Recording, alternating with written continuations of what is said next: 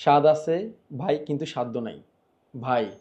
বিশ্বাস করেন, এটার মধ্যে একটা মজা আছে।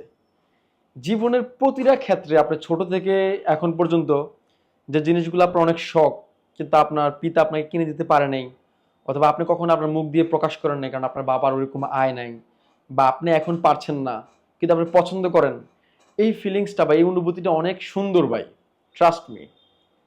কিন্তু আপনি হ্যাপি থাকবেন যে আপনি কিনবেন, মানে এটা আরো বেশি মজার, এটা আরো বেশি সুখের, এই অনুভূতিটা আরো বেশি, যে এখন নাই কিন্তু আমি কিনবো। হ্যাঁ, এটা আমার লাগবে, এটা আমি নিব। সো এটা আরো বেশি মজা, আরো বেশি সুখের।